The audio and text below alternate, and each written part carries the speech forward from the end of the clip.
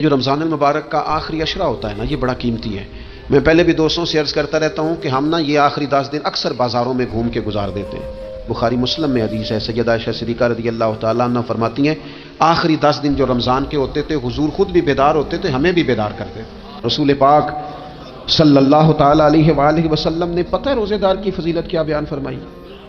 اللہ کے محبوب صلی اللہ تعالیٰ علیہ وسلم فرماتے ہیں کہ رب فرماتا ہے ابن آدم کا ہر عمل اس کے لیے ہے، روزہ میرے لیے، اور فرمایا میں خود جزا دوں گا روزے کی، میں خود جزا دوں گا روزے کی۔ اور حضور فرماتے ہیں روزہ ڈھال ہے، جو شخص روزہ دار ہو وہ بےہودگی سے، فحش گوئی سے اجتناب کرے۔ اور اللہ کے محبوب صلی اللہ تعالیٰ علیہ وسلم فرماتے ہیں اگر کوئی شخص اسے گالی دے، اگر کوئی شخص اس سے جھگڑا کرنا چاہے تو پتہ کیا جواب دے؟ اسے کہے بھئی میں روزے دار ہوں، میرے منصب کا تقاضا نہیں کہ میں تیرے ساتھ الجھوں۔ اور رسول پاک صلی اللہ علیہ وسلم فرمانے لگے اوہو اتنی بڑی بات۔ حضور فرمانے لگے، یہ صحیح مسلم کے لفظ ہیں، کریم محبوب فرمانے لگے مجھے اس رب کی عزت کی قسم جس کے قبضے میں محمد عربی صلی اللہ علیہ وسلم کی جان ہے، حضور فرماتے ہیں روزہ دار کے منہ کی خوشبو اللہ تعالیٰ کے نزدیک قیامت کے دن مشک کی خوشبو سے بھی زیادہ بکت والی ہوگی۔ اس کے منہ سے جو خوشبو آتی ہے قیامت میں مشک پیچھے رہ جائے گا، اور رب کی بارگاہ میں صرف روزہ دار کے منہ سے اگر تیرے منہ کی خوشبو رب کو اتنی پسند ہے تو تجھے بھی تو اپنے منصب کا خیال ہونا چاہیے۔ میرے رسول پاک علیہ السلام نے فرمایا روزہ دار کو 2 خوشیاں ملیں گی، ایک خوشی اس وقت ملتی ہے جب وہ افطار کرتا ہے، اور فرمایا ایک خوشی اس وقت ملے گی جب وہ اپنے رب سے ملاقات کرے گا، جب وہ اس سے ملے گا تو اس وقت روزہ دار کو خوشی ہوگی۔ بخاری مسلم میں حدیث ہے، سیدہ عائشہ صدیقہ رضی اللہ تعالیٰ عنہ فرماتی ہیں آخری 10 دن جو رمضان کے ہوتے تھے حضور خود بھی بیدار ہوتے تھے، ہمیں بھی بیدار کرتے۔ یہ راتیں بیدار رہنے کی ہیں، شب قدر کی تلاش کی ہیں۔ نبی پاک نے اعتکاف فرمایا ہے، کوشش کریں جو تو اعتکاف بیٹھ رہے ہیں وہ تو بڑے باعث مبارکباد ہیں، جو نہیں بھی نہ بیٹھ رہے وہ بھی اپنے اپنے علاقے کی مساجد میں کوشش کریں، 1 رات مل جائے، 2 مل جائیں، 4 مل جائیں، جتنا اضافی ٹائم ملے آخری 10 دنوں میں وہ مسجد میں گزاریں۔ زیادہ سے زیادہ وقت قرآن پاک پڑھیں، استغفار پڑھیں، درود پاک پڑھیں، یہ 3 ہی وظیفے ان کے ساتھ، اور رات کا وقت کوشش کریں قیام میں گزرے، نوافل میں گزرے، جہاں جہاں بھی آپ اس کو ہم نے ضائع نہیں کرنا، تو جہاں موقع ملے کوشش فرمائیں، یہ وقت ضائع کرنے والا نہیں ہے۔ یاد آتی ہے تو آنسو بھی نکلتے ہیں، دعا بھی نکلتی ہے۔ تھے کچھ لوگ پچھلے سال جو اس سال موجود نہیں ہیں، وقت تیزی سے گزر رہا ہے، تو یہ سعادتیں بڑی قیمتی ہیں، ان کو ضرور حاصل فرمائیں۔ میرے دوستو خوشی تو جو ہوگی سو ہوگی، لیکن یہ لفظ بڑے حسین نہیں کہ روزہ دار کی رب سے ملاقات ہوگی، یہی لفظ بڑے باکمال نہیں؟ ایک روایت میں تو یہ ہے نا کہ روزہ میرے لیے ہے میں اس کی جزا دوں گا، اور ایک روایت میں یہ ہے کہ روزہ میرے لیے ہے اور رب فرماتا ہے میں خود روزے کی جزا ہوں، یعنی باقی نیکیوں پر ثواب ملے گا، روزہ رکھنے والے کو رب رحمان ملے گا۔ نبی اکرم صلی اللہ تعالی علیہ وسلم کے امت کے صوفیاء نے نا کچھ چیزوں کو بڑا کھولا ہے۔ عارف رومی کہتے ہیں کہ ایک دن نا محمود غزنوی نے خزانوں کے دروازے کھول دیے اور فرمایا بھئی میں نے آج ہر چیز کھول دی ہے، جو جس چیز پہ ہاتھ رکھے گا وہ اسی کی ہو جائے گی۔ لوگ دوڑے، کوئی سونے کی طرف، کوئی چاندی کی طرف، کوئی جائیدادوں کی طرف، کوئی خزانے کی کنجیوں کی طرف، کوئی بڑے بہترین گھوڑے اور اونٹوں کی طرف، لوگ دوڑ گئے، جو جس پہ ہاتھ رکھے گا اسی کا، سب بھاگ گئے۔ ایاز بیٹھا ہے، نہ وہ حسن میں رہی شوخیاں، نہ وہ عشق میں رہی گرمیاں، نہ وہ غزنوی میں تڑپ رہی، نہ وہ خم ہے زلف ایاز میں، وہ لذتیں کہاں۔ ایاز چپ کر کے بیٹھا ہے۔ پھر محمود نے ایاز کی طرف مخاطب کر کے کہا ایاز اٹھنا نہیں، آج لوٹ سے لگ گئی ہے، جو جس چیز پہ ہاتھ رکھے گا اسی کی۔ ایاز کہنے لگا بات پکی ہے نا؟ تو محمود خوش تھے، موڈ بڑا اچھا تھا، کہا بالکل پکی ہے۔ تو ایاز کہنے لگے چلو ٹھیک ہے۔ ایاز اٹھے، پیچھے سے جا کے نا تو محمود کے کندھے پہ ہاتھ رکھ دیا، محمود کے کندھے پہ ہاتھ رکھا۔ محمود کہنے لگے یہ کیا بات کا، آپ سے میں نے پوچھا تھا بات پکی ہے، جو جس پہ ہاتھ رکھے گا اسی کا نا۔ تو تھوڑی دیر پہلے مسکراتے چہروں میں آنسو آ گئے، ایاز بھی روئے تو محمود بھی روئے۔ کہا بادشاہ پکا رہنا، وہ جن کو خزانے چاہیے تھے وہ دوڑ گئے، مجھے تو چاہیے۔ لنگ کئی مہینے تے برس گئے تے تیری دید نو دیدے ترس گئے، تیری تو ملے گا۔ تو پھر کہا محمود نے، اس نے کہا میں وعدہ کر چکا تھا، بس ٹھیک ہے، باقیوں کے خزانے اور میں تیرا، طے ہو گئی۔ فرمایا باقی نیکیوں پر ثواب ملے گا اور روزہ رکھنے والے کو رب رحمان ملے گا، اللہ کا قرب ملے گا۔ دیکھو نا، وہ خاص انسان کو کیفیت حاصل ہوتی ہے روزے میں، رب کے ہونے کا یقین۔ وہ جو صوفیاء کہتے ہیں نا مراقبہ کرو، وہ نصیب ہوتا ہے۔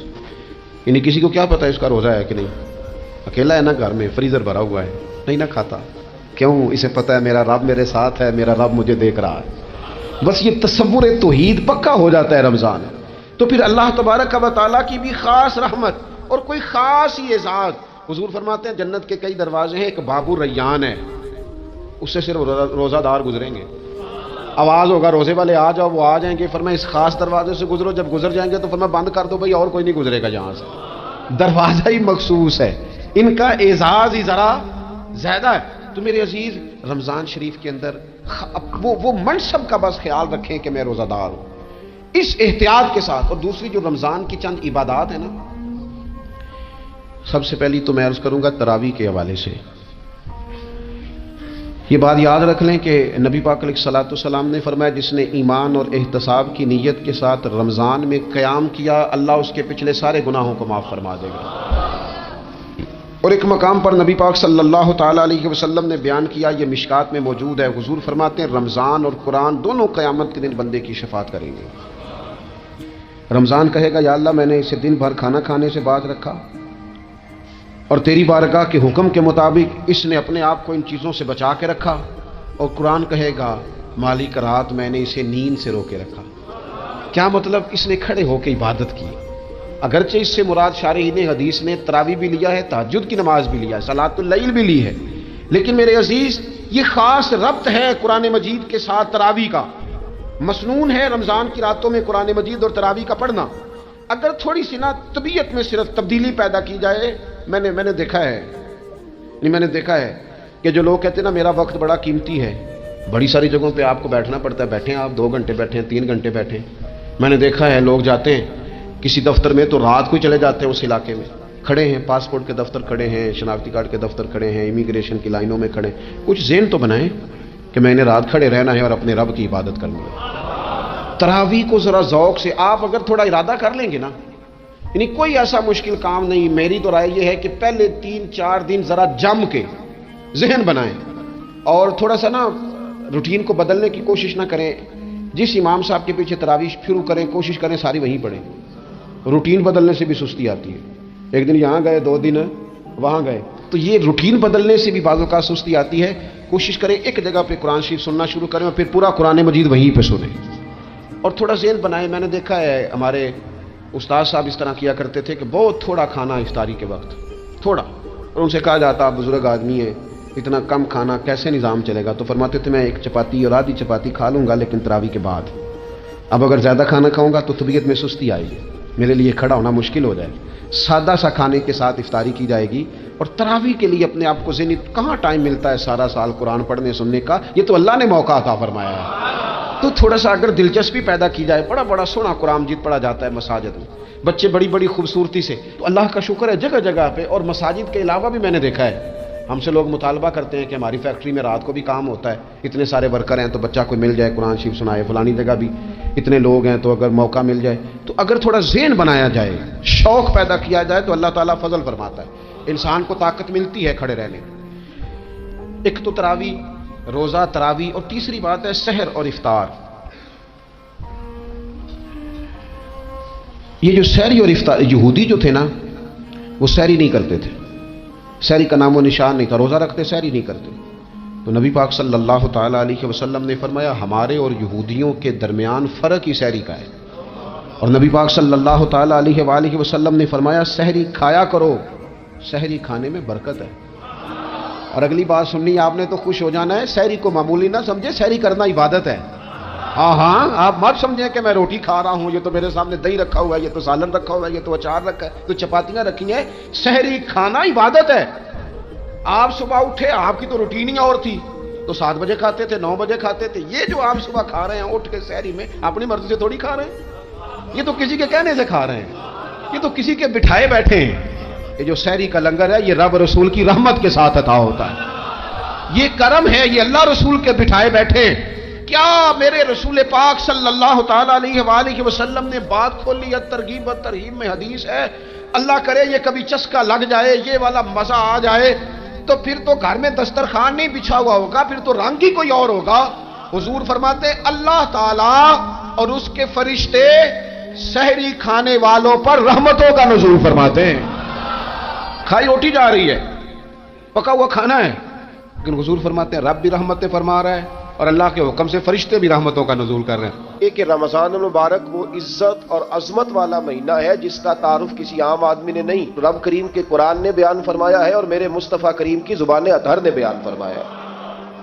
لیکن آنے سے پہلے بخاری مسلم میں حدیث ہے، حضرت سلمان فارسی رضی اللہ تعالیٰ عنہ کہتے ہیں رمضان شروع ہونے سے پہلے نبی پاک نے ہمیں مسجد میں بلایا اور خطبہ ارشاد فرمایا باقاعدہ، اور ارشاد فرمایا لوگوں تم پر ایک مہینہ آنے والا ہے جس میں اللہ اپنے بندوں پر خاص قسم کی رحمتوں کا نزول فرماتا ہے۔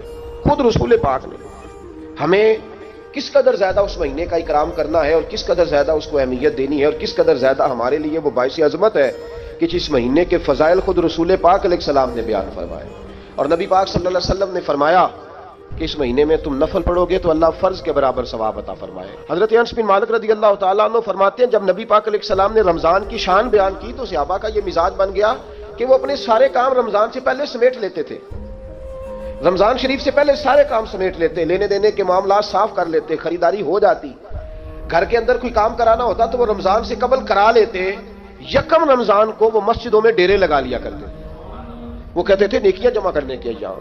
سب سے مصروف ترین زندگی ہمارے نبی پاک صلی اللہ علیہ وسلم کی زندگی ہے۔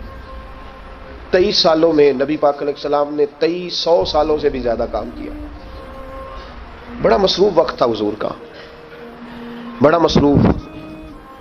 ہمارے یہاں نا میں ایک جگہ پہ حاضر تھا تو ایک بزرگ تقریر فرما رہے تھے، وہ کہہ رہے تھے اب خانقاہوں میں جو اللہ اللہ ہو رہی ہے وہ چھوڑ کے باہر نکلو، اب میدان میں نکلنے کا دور ہے۔